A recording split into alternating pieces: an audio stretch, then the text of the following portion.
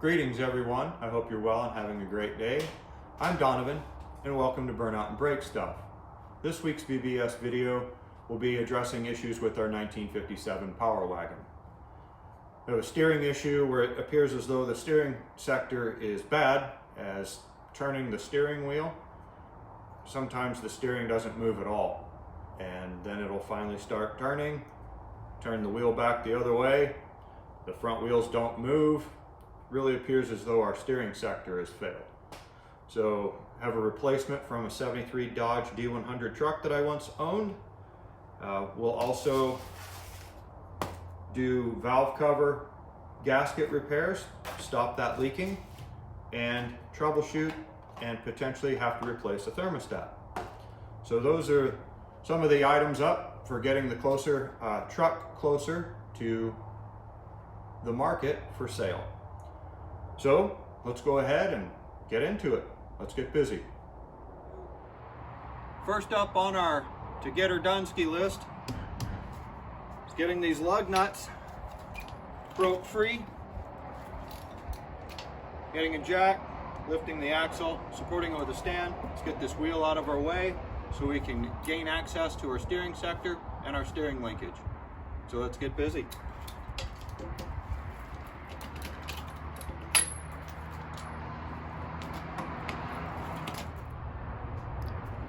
With our wheel assembly out of the way, next up we need to remove this set screw, which will allow access to loosening this nut and bolt assembly. We'll be able to slide that out of the way. I like the quality workmanship on the installation of this steering sector. Just take a torch and hack a jagged hole out of here and let her ride. Let's go. So let's go ahead and get our set screw out of the way. It's always interesting what one can find when they dig deeper into issues. And that pitman arm definitely does not belong with that steering sector spline count. And what they did was ground a flat spot. There's 4 indexing splines on that sector shaft. Yikes. So this is what a person gets confronted with when dealing with other people's repair work or installation work that's kind of not correct. So let's dig into it deeper and see what we can come up with to make the appropriate repair. All right, moving forward. Let's get that steering sector out of there. Let's get that pitman arm off of there. Progress. With the pitman arm removed, I thought I'd show the viewer what kind of installation work was done by someone. And here's one of the indexing splines right there. The other one, what I'm talking about, larger splines, and they've ground the upper section of that to allow that pitman arm that doesn't belong on here to fit. And so we'll just keep marching forward. Next up, we need to get our steering column out of the way. But before I do that, I'd like to show the viewer the universal joint arrangement that runs from the steering column down to the steering sector. So let's go take a look at that. So this is the universal joint contraption that someone concocted to connect steering column to steering sector. It looks like it's strong enough, it looks like it'll work, that type of thing. I drove the truck home from Portland in this exact condition as far as the steering is concerned, and the previous owner drove the truck, as far as I know, went out wheeling with it and the like. So anywho's, gonna take that arrangement out of there and get that steering sector and that power steering pump out of the way. Power steering pump has to come out, or at least its upper bracket there, in order to clear our valve cover so we can replace our valve cover gasket. So let's just keep moving forward, making it happen. We were able to get the universal joint monkey motion out of the way without removing the steering column at this time. And while we were in the area, we took the time to remove the spark plug wires after labeling them up. We have our power steering hoses, both pressure and return, removed from our sector. Let's go ahead and get our steering sector out of the way.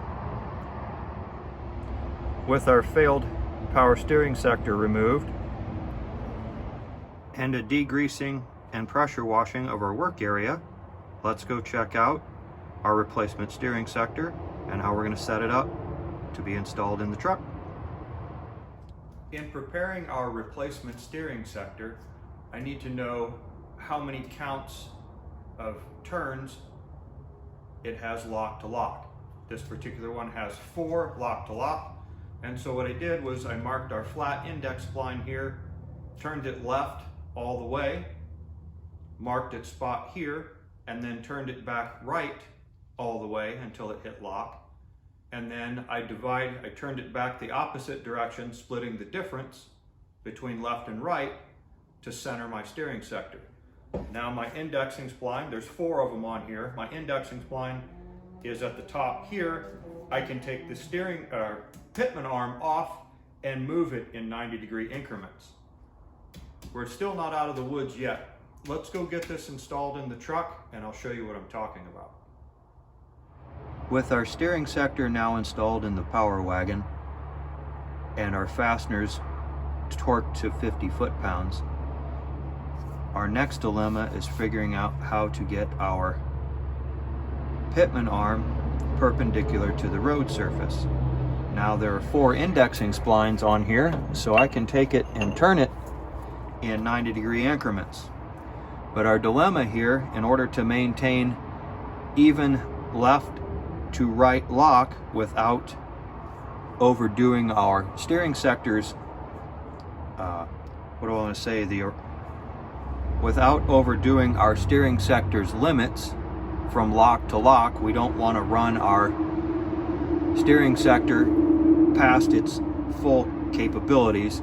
So what we need to do is we need to be able to turn this to where it's perpendicular to the road surface. How am I going to do that? Well, this is our original unit that was ground and all the monkey motion that it was necessary to get it to fit, but it does not work appropriately with this.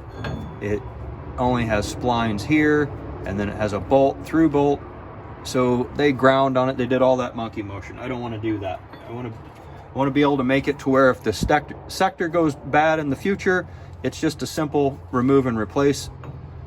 So what I'll do is cut this off here, and then I'll cut this one off up in here, and then I'll clock it and weld the 2 together. That's what I'm going to end up doing.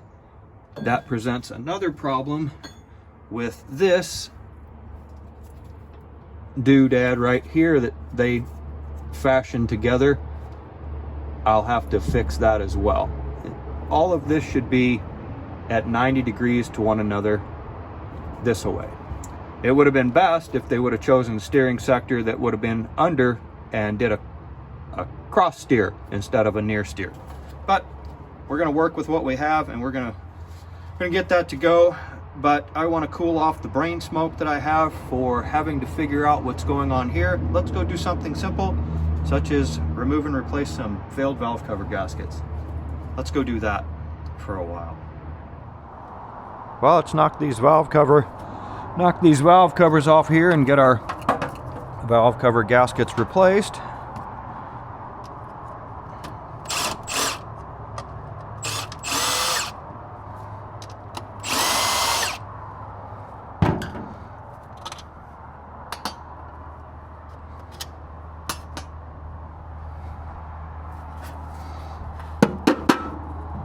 Oh wow, look at how clean the valve train.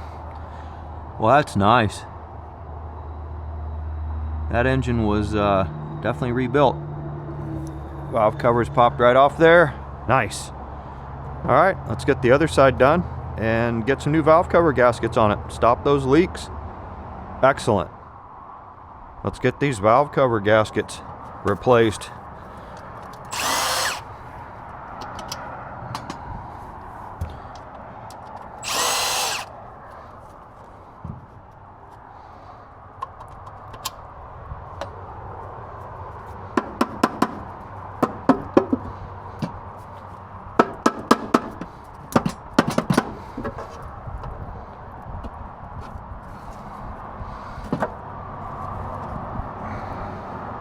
It's so clean in there. It's so nice.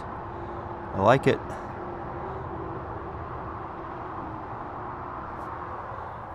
Yeah, looking good. All right, let's get the gasket out of the valve cover and move forward. Excellent. With our valve covers and associated hardware tied together, let's go ahead and get them in our Zep purple cleaner.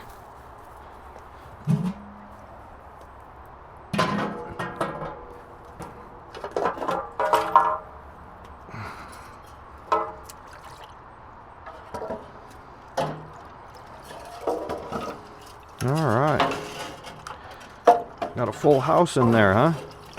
There we go. That'll do it. All right. Hello, sunflower.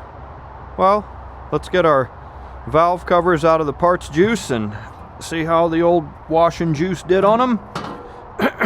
Excuse me. Okay, there they are.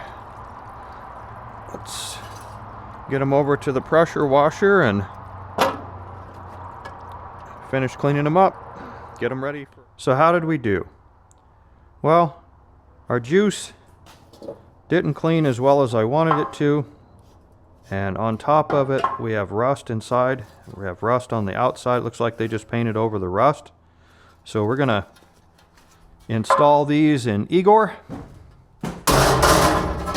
and we will go ahead and get those cleaned up using Igor. We have our pitman arms as well. We'll go ahead and media blast all that. Let's get started. Okay, let's see how Igor did. Let's get this open. All right, nice and clean. Ready for paint and gaskets and installation. Let's keep going. Let's get her done. Okay, with some heat in our valve covers and our valve cover fasteners, next up we're gonna get our paint ready. Put in our paint shaker here and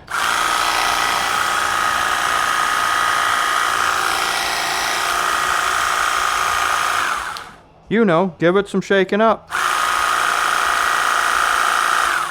Shake, shake, shake.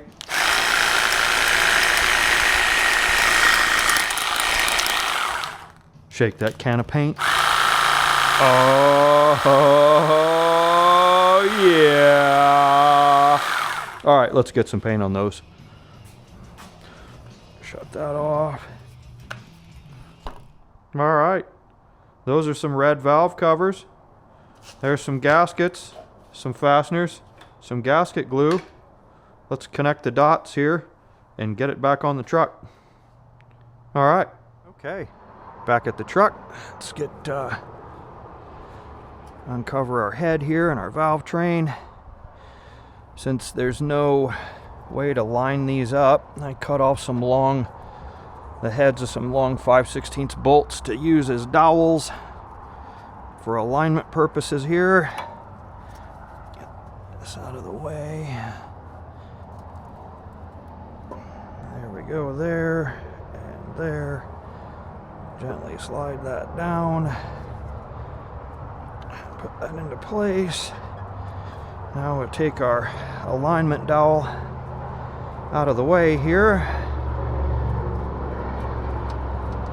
Put our fastener down in here as such.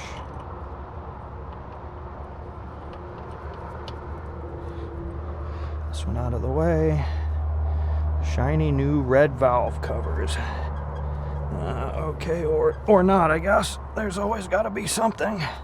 Almost always. That's not true about the always part. Okay, come on. For crying out loud. Get out of there. Thank you. Your cooperation is greatly appreciated. And then we'll go ahead and torque that down to 250 foot-pounds, making sure we perforate the valve cover and it'll leak. All right, that's on there. So, one step closer to getting it going. All right, let's move on to the next thing. Here's my modified B100 van column. Has a rag joint adapter on it. This tube fits perfectly inside the dash or under the dash where the original steering column fit. Here's our universal joint arrangement that came with the truck with the bad steering sector.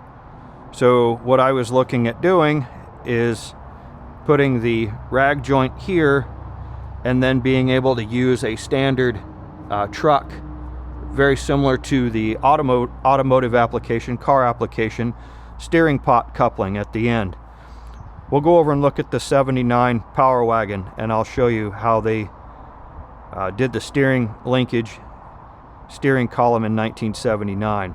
I'm not sure with the short length if this and a standard steering pot has enough articulation in it like this unit does for such a short distance. It may not, and I may end up putting this back in and keeping the factory column from 1957 with this, and then passing that on, this information on to the next caretaker, whoever that may be. This is what I had planned. They'll be able to see it in the video and what we actually have in the end. So let's go take a look at our 79 Power Wagon and see if we can make sense out of what I'm trying to say. Out in our Dodge truck salvage yard, in front of our 79 Power Wagon. Have to go to the other side to see this easily, I guess. So you can see at the top we have a rag joint, and then down at the bottom on the steering sector itself looks like a standard automotive style for Chrysler steering pot coupling. I was thinking that I might be able to adapt this arrangement to our 57 Power Wagon, and that would solve our issue of the universal joints and the like, and using a more modern column with an integral turn signal indicator instead of, or a turn signal switch instead of the clamp it to the outside of the column, and that arrangement from back in the 50s. So that's where I am for right now. This is what's holding up my progress, is trying to figure out what to do with that. So that's where I'm going to make it for today, and we'll check back in with the 57 and look at our engine compartment, see what we have accomplished there. Well, here's the progress on our engine compartment, and we were able to get our valve cover gaskets replaced, get our steering sector installed for the next step in this journey. You can see there's quite an offset there between our steering sector and our column.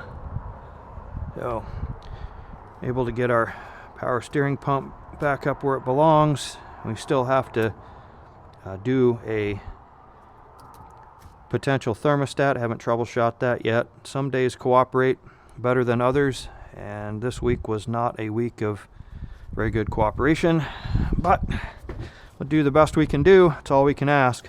So thank you very much for tuning in, checking out what I've got going on, and this gets us one step closer to getting our Power Wagon, 57 Power Wagon here, onto the market. All right, I hope everyone has a great day, because that's what's most important out of all of this, is finding our happiness. All right, thank you very much for checking it out, liking, sharing, subscribing, commenting objectively. All right, everyone have a great day. Thank you very much.